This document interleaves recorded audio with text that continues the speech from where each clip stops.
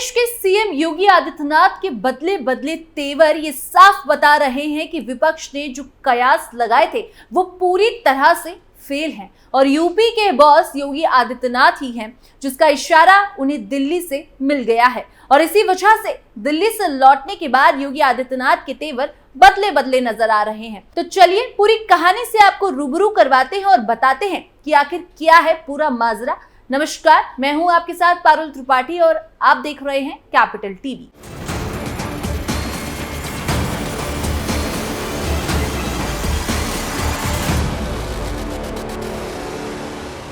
UP BJP में पिछले कुछ दिनों से मचे हंगामे के बाद अब खामोशी है, लेकिन सीएम के बदले रुख की चर्चा खूब हो रही है।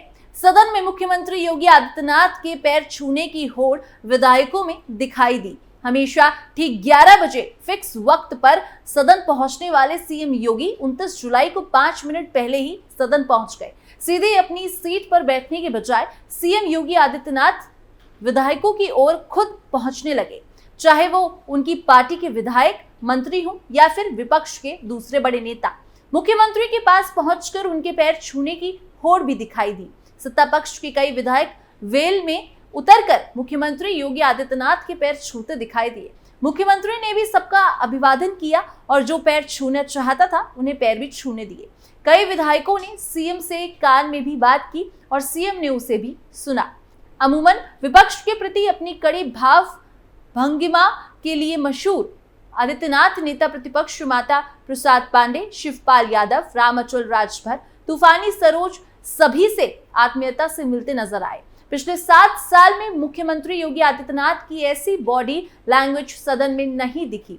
कार्य समिति से शुरू हुए घमासान के बाद दिल्ली में मुख्यमंत्री योगी आदित्यनाथ की बॉडी लैंग्वेज की खूब चर्चा रही, लेकिन जब सीएम योगी आदित्यनाथ लखनऊ लौटे तो कुछ बदले बदले से दिख रहे हैं। विधानसभा सत्र शुरू होने के पहले मुख्यमंत्री योगी आदित्यनाथ ने लोक भवन में एनडीए विधायक दल की बैठक की, जिसमें मुख्यमंत्री के साथ उनके दाएं बाएं दोनों डिप्टी सीएम बैठे नजर आए। Deputy CM Brajesh Pathak CM से कुछ बात करते हुए भी नजर आए और तीनों नेता एक साथ सहज होने की कोशिश करते हुए भी दिखाई दिए। इस बैठक में मुख्यमंत्री के साथ मंच पर दोनों उप मुख्यमंत्री के अलावा सहयोगी दल के सभी बड़े नेता भी मौजूद रहे, जिसमें मुख्यमंत्री के साथ ही दोनों डिप्टी सीएम ओम प्रकाश राजभर, संजय निषाद, आशीष पटेल, प्रदेश अध्यक्ष, संगठन महामंत्री भी बैठे हुए नजर आए। लोकसभा चुनाव के नतीजों के बाद ये पहली बैठक थी जिसमें सीएम योगी, ब्रजेश पाठक और केशव प्रसाद मौर्य एक साथ नजर आए। दिल्ली में पिछले कुछ दिनों से लगातार हुई बैठक के बाद ये तस्वीर आई है जो पार्टी के तौर पर अहम है। बीते कुछ समय से अटकलें लगाई जा रही हैं कि बीजेपी के यूपी इकाई में सब कुछ ठीक नहीं चल रहा है। वहीं इस मीटिंग में सीएम योगी ने कहा कि सभी दलों के सहयोगियों का स्वागत है। पिछले 7 साल में मोदी जी के मार्गदर्शन में जिन ऊंचाइयों को प्राप्त किया है वो अभूतपूर्व है, अविस्मरणीय और अनुकरणीय है।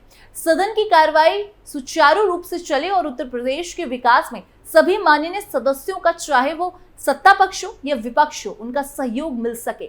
इसके लिए मैं सभी माननीय जनप्रतिनिधियों का आह्वान करूंगा। खासकर विपक्ष के सहयोगियों से कहूंगा कि वो जिन भी मुद्दों पर सदन का ध्यान आकर्षित करना चाहेंगे, प्रदेश की जनता से जुड़ी हुई हर समस्या का समाधान करने के लिए सरकार प्रतिबद्ध है। सदन का मंच उसे परिचर्चा के लिए बने, सरकार जवाब देने के लिए पूरी तरह से उपस्थित रहेगी। सुचारू रूप से कार्रवाई चल सके, इसके लिए माननीय सदन से जो भी सदस्यगण हैं उनसे अपील करूंगा कि वो सभी अपना सकारात्मक योगदान दें। डिप्टी सीएम बोले सब ठीक है। विधायक दल की मीटिंग के बाद तीनों अपनी अपनी गाड़ी से विधानसभा के लिए निकले, जहां सीएम योगी पहले मौजूद थे। सदन शुरू होने के पहले मीडिया के साथ ब्रीफिंग में सीएम योगी की भाव भंगिमा ऐसी थी मानो वो प्रेस ब्रीफिंग में ही दोनों डिप्टी सीएम का इंतजार कर रहे हो। प्रेस से बात करते करते दोनों डिप्टी सीएम मुख्यमंत्री के पास पहुंच गए और कैमरों के फ्रेम में आ गए। केशव मौर्य ने माना कि हम अति आत्मविश्वास की वजह से हारे। उन्होंने कहा कि सरकार के बल पर चुनाव नहीं जीता जाता, पार्टी ही चुनाव लड़ती है और पार्टी ही चुनाव जीतती है। केशव मौर्य फ्रंट फुट पर दिखाई दिए और बयान पर अडिग रहे। उन्होंने कहा कि यूपी सरकार ठीक चल रही है। संगठन और सरकार को लेकर उनके बयान पर सवाल किए जाने के बाद डिप्टी सीएम ने कहा कि संगठन सदा बड़ा रहेगा। पिछड़ा वर्ग को साधने के लिए बीजेपी ने ओबीसी कार्य समिति की बैठक की। भारतीय जनता पार्टी की उत्तर प्रदेश इकाई में छिड़े घमासान पर अब यूपी बीजेपी अध्यक्ष भूपेंद्र चौधरी ने चुप्पी तोड़ी है। भूपेंद्र चौधरी ने डिप्टी सीएम केशव प्रसाद मौर्य के बयान पर सहमति जताई है। भूपेंद्र चौधरी ने कहा कि संगठन बड़ा है, संगठन के एजेंडे पर ही सरकारें चुनी जाती हैं। हमारे लिए गर्व की बात है कि सरकार हमारे एजेंडे को पूरा कर रही है। मुझे ऐसी कोई जानकारी नहीं है। हम सब लोग मिलकर प्रधानमंत्री के संकल्प को पूरा करने का काम कर रहे हैं। ये हमारे परिवार का विषय है। परिवार में मिल बैठ कर बात करेंगे। बदले बदले से योगी अब सबकी सुनेंगे। यूपी के सीएम के जो तेवर बदले नजर आ रहे हैं, उसको लेकर कहा जा रहा है कि ये बदलाव दिल्ली से लौटने के बाद आया है। माना जा रहा है कि मुख्यमंत्री योगी आदित्यनाथ की दिल्ली में बीएल संतोष से जो मुलाकात हुई, उसमें गवर्नेंस के तौर तरीके में बदलाव को लेकर कुछ बातें कही गई हैं, क्योंकि विधायकों से लेकर मंत्रियों तक की शिकायतें सिर्फ अधिकारियों की मनमानी और गवर्नेंस के तौर तरीकों पर है। ऐसे में उम्मीद ये की जा रही है कि बदले बदले से योगी अब सबकी सुनेंगे और विधायकों कार्यकर्ताओं की सभी बातें सुनी और मानी जाएंगी। बदले बदले से मुख्यमंत्री की चर्चा खूब है और ये लगने लगा है कि अब गवर्नेंस के तौर तरीकों में भी बदलाव दिखेगा।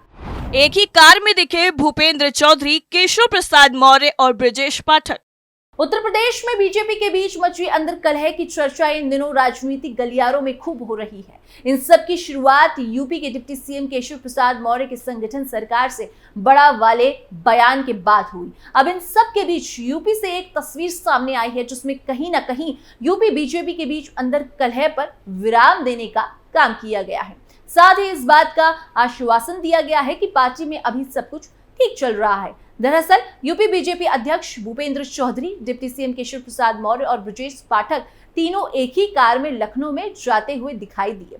सियासी घमासान के बीच ये तस्वीर मैसेज दे रही है कि पार्टी में अभी सब कुछ ठीक है। डिप्टी सीएम केशव प्रसाद मौर्य ने कहा कि यूपी में सब अच्छा है, संगठन सदा बड़ा है और रहेगा, पार्टी में सब ठीक है, कार्यकर्ता भी ज्यादा बड़ा रहेगा। इस दौरान उनके बगल में बैठे भूपेंद्र चौधरी भी मुस्कुराते हुए नजर आए। जिस अंदाज में केशव प्रसाद ने सब कुछ ठीक होने की बात कही, उससे ये लगने लगा है कि वाकई पार्टी में मची अंदर कलह खत्म हो गई है और अब वो एकजुट होने लगी है। लोकसभा चुनाव के बाद से ही यूपी बीजेपी में कलह मची हुई है। यूपी में इस बार बीजेपी ने बेहद ही खराब प्रदर्शन किया, जिसके बाद नेताओं के बीच बयानबाजी शुरू हो गई। हर कोई एक दूसरे पर हार का ठीकरा फोड़ने लगा।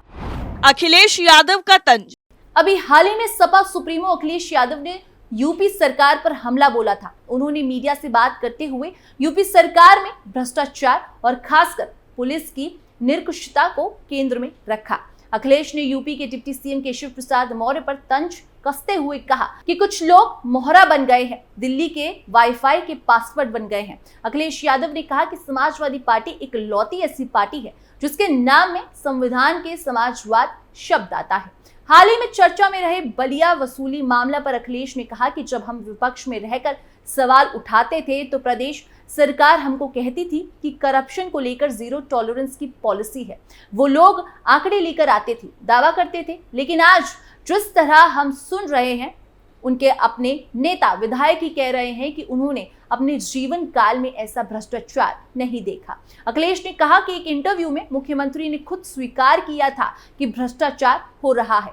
अखिलेश ने मीडिया से कहा कि आज पुलिस ही डाकू की हेडलाइन अखबार अगर लिख रहे हैं तो समझ जाइए, क्योंकि वो खुलकर लिखने को मजबूर हुए हैं। आज ये स्थिति है। प्रधान सांसद जी के क्षेत्र में पुलिस वसूली करती पकड़ी गई है। हमने तो ये भी देखा कि पुलिस खुद रेट तय कर रही है कि टांग पर गोली मारने पर कितना रुपया मिलेगा। अखिलेश ने यूपी सरकार पर भ्रष्टाचार के मामलों के खुलासे पर कहा कि ये मामले इसलिए सामने आ रहे हैं क्योंकि कुछ लोग मोहरा बन गए हैं, दिल्ली के वाईफाई के पासवर्ड बन गए हैं। अखिलेश ने आगे कहा कि सुन रहे हैं मौर्य जी, दिल्ली के वाईफाई के पासवर्ड बन गए हैं। एक राज्यपाल थे यहाँ जो सरकार को चिट्ठी लिखते थे, अखबार की कटिंग लगाकर जातिवाद होने का आरोप लगाते थे। आज बताइए मुख्य सचिव कौन है और अधिकारी कौन है?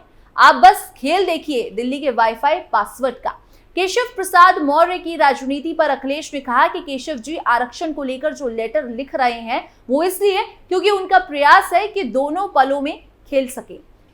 संविधान में आरक्षण मूल भावना है, बीजेपी इसकी मूल भावना से छेड़छाड़ कर रही है। यानी कुल मिलाकर यूपी की सियासत में अब सब कुछ ठीक है, ये कहना गलत नहीं होगा। स्पेशल स्टोरी में फिलहाल के लिए इतना ही।